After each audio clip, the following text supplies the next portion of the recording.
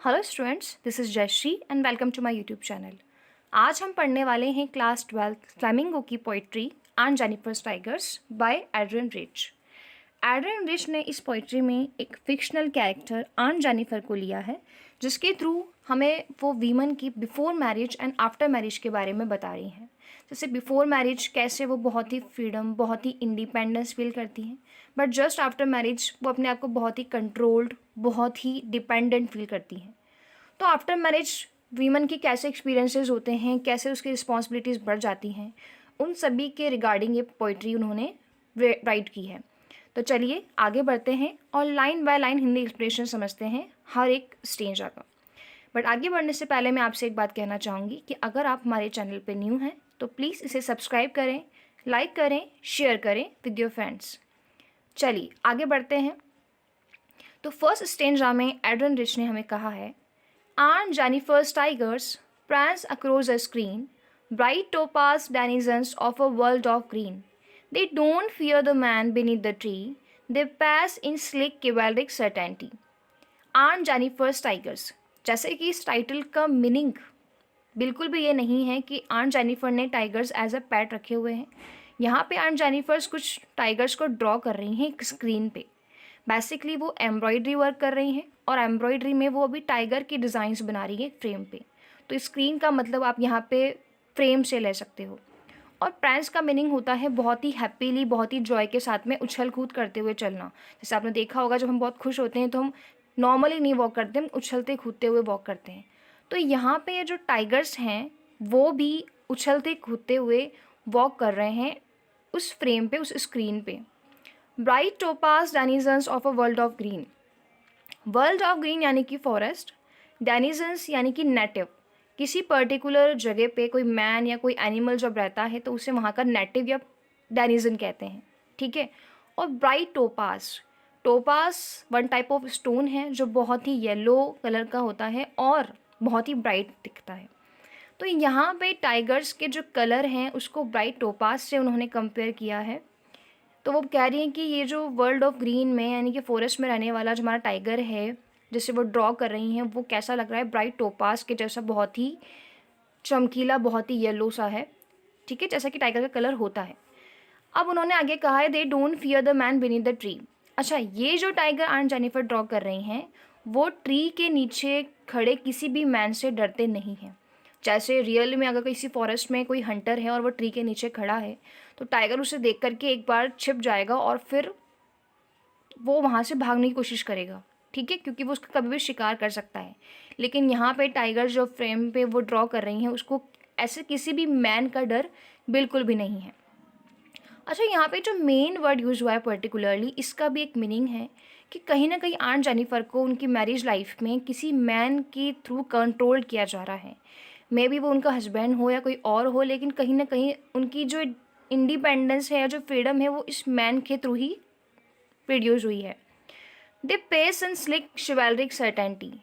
Sleek का मतलब होता है बहुत ही स्मूथली, शिवेलरिक का मतलब होता है बहुत ही ब्रेवरी के साथ, बहुत ही हेरोइकली, और सर्टेनिटी मतलब बहुत ही कंफर्टेबल, बहुत ही फ्रीडम के साथ में। दे पैस, दे पैस एंड स्लिक शिवेलरिक सर्टेनिटी यानी कि ये जो टाइगर्स हैं वो बहुत ही स्मूथली, बहुत ही बहादुरी से, फ्रीडम के साथ में अभी यहाँ पे पैस यानी कि मोशन कर रहे हैं, यानी कि जब वो चल रहे हैं, जैसे वो ड्रॉ कर रही हैं अभी आंट जेनिफर्स टाइगर को, तो आंट जेनिफर जो टाइगर ड्रॉ कर रही हैं बहुत ही स्मूथली, बहुत ही ब्रेवरी के साथ में, फ्रीडम के साथ में वो यहाँ पे वॉक कर रहे हैं, उन्हें किसी भी चीज़ का कोई डर नहीं है। तो फर्स्ट स्टेज में हमने पढ़ा कि कैसे टाइगर्स, यहाँ टाइगर्स की यहाँ पे अपीयरेंस बताई गई है कि वो कैसे फ्रीडम के साथ में रहते हैं, जबकि आंट जेनिफर जो हैं वो बिल्कुल भी ऐसी फ्रीडम अपनी लाइफ में फील नहीं करती। तो एक्चुअली में जैसे उनकी विश है वो सारी विशेज़ वो इस टाइगर्स के थ्रू अपने वर्क में दिखा रही हैं। आगे बढ़ते हैं सेकेंड स्टेंजा पे। सेकेंड स्टेंजा में लिखा है, aunt Jennifer's fingers fluttering through her wool and even the ivory needle hard to pull. The massive weight of Uncle's wedding band sits heavily upon Aunt Jennifer's hand. Aunt Jennifer's fingers. अच्छा, आप देखेंगे यहाँ पे second stanza में Aunt Jennifer के बारे में बताया गया है, और कहीं ना कहीं अपनी फैमिली रिस्पॉन्सिबिलिटीज़ की वजह से या शायद बहुत ज़्यादा वर्क करने की वजह से अभी आंट जेनिफर अपने हैंड्स में, अपनी फिंगर्स में इतना पेन फील कर रही हैं कि वो जिस वूल से, वूल मतलब ऊन, जिस ऊन से वो टाइगर्स ड्रॉ कर रही हैं, वो फिंगर्स, ठीक है, मतलब अपनी फिंगर्स उनकी बहुत ज़्यादा फ्लटर कर रही हैं, फ्लटर मतलब काँप रही हैं। वूल से टाइगर्स ड्रॉ करते वक्त उनके जो फिंगर्स हैं बहुत ही काँप रही हैं, शायद उनको बहुत पेन फील हो रहा है। Find even the ivory needle hard to pull. देखिए, नीडल मतलब सुई, आइवरी यानी कि टस्क, यानी कि हाथी के दांत से बनी हुई ये जो नीडल है, जिसका वेट बहुत ही कम है, वो भी पुल करने में उनको बहुत ज़्यादा दिक्कत आ रही है। तो आप देख सकते हैं इतना लाइट वेट वाली नीडल भी अभी जब वो हाथ में लेके टाइगर्स ड्रॉ कर रही है तो उन्हें बहुत ही ज़्यादा मुश्किल आ रही है इसको भी पुल करने में, इसे भी हाथ में उठाने में। The massive weight of uncle's wedding band sits heavily upon aunt Jennifer's hand. और कहीं ना कहीं अंकल जो हैं, यानी कि आंट के जो हस्बैंड हैं, उनके बारे में बता रखा है कि शादी के बाद, वेडिंग के बाद जो आंट जेनिफर ने रिंग पहनी हुई है, ठीक है, वो अभी उनको बहुत ही मैसिव वेट लग रहा है उसका। मैसिव यानी कि बहुत ही ज़्यादा वेट लग रहा है इस छोटी सी रिंग का जो अंकल ने उनको वेडिंग के वक्त पहनाई थी।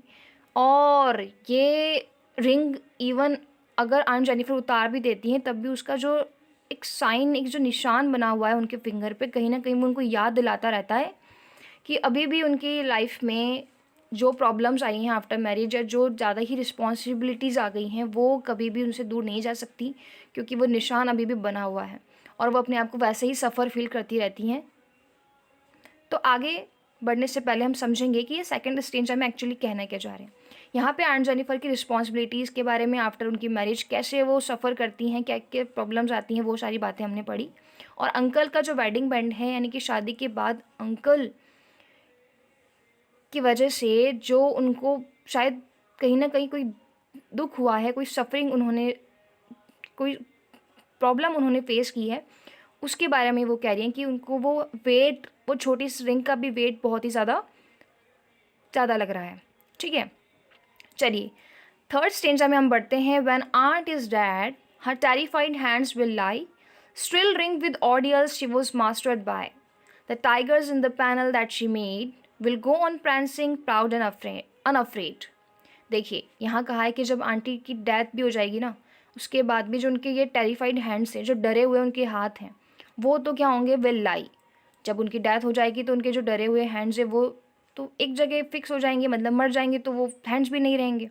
स्टिल रिंग विद ऑडियल्स, लेकिन वो हैंड्स में अभी भी ऑडियल्स, ऑडियल्स मतलब वही सारी परेशानियाँ, रिस्पॉन्सिबिलिटीज़ अभी भी उनके हैंड में कहीं ना कहीं वो रिंग होगी, और वही रिस्पॉन्सिबिलिटीज़ अभी भी लेकर के वो अपने मरने, इवन मरने तक भी वो सारी प्रॉब्लम्स, सारी रिस्पॉन्सिबिलिटीज़ को अपने दिल में लेके जाएंगी कि मुझे ये काम करने थे, अपने रिलेशंस के लिए, अपने फैमिली के लिए मुझे ये रिस्पॉन्सिबिलिटीज़ निभानी थी।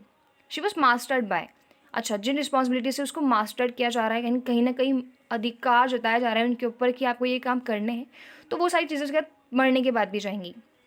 लेकिन ये जो टाइगर्स हैं पैनल में, ये जो फ्रेम में वो टाइगर्स बना रही हैं, जो उन्होंने बनाए हैं, वो हमेशा की तरह ही prancing प्राउड और अनअफ्रेड रहेंगे। prancing यानी कि उछल कूद करते रहेंगे बहुत ही गर्व के साथ और बिना डरे हमेशा वॉक करते रहेंगे। जबकि जस्ट अपोजिट वो मरने के बाद भी सारी रिस्पॉन्सिबिलिटीज़ को अपने दिल में लेके जाएंगी और कहीं ना कहीं परेशान होती रहेंगी उनकी सॉल्व भी कि ये काम मैंने नहीं किए। तो इस तरीके से इस पोइट्री में आंट जेनिफर के थ्रू हमें एड्रियन रिच ने बताया कि कैसे आफ्टर मैरिज जैसे कैसे आफ्टर मैरिज कोई भी वुमन जो है वो कैसा फील करती है, कैसे रिस्पॉन्सिबिलिटीज़ को इतना ज़्यादा अपना बना लेती है कि कहीं ना कहीं वो परेशान होती रहती है, और आफ्टर डेथ भी वो उतना ही सफ़र फील करती है, उसकी सॉल इतना ही सफ़र फील करती है कि मैंने उस रिस्पॉन्सिबिलिटीज़ को फुलफ़िल नहीं कर पाई। ओके, तो इस तरीके से हम पोइट्री को यहीं पर एंड करते हैं। आई होप आपको इसका हिंदी एक्सप्लेनेशन बहुत अच्छे से समझ में आ गया होगा। फिर भी कोई डाउट हो, कोई क्वेश्चन हो, तो आप हमें कमेंट सेक्शन में लिख सकते हैं। ओके, आपकी प्रॉब्लम को सॉल्व करने का बिल्कुल हमारी तरफ से प्रयास रहेगा। Okay, thank you so much for listening. Stay home, stay safe, best of luck, keep studying. Thank you so much.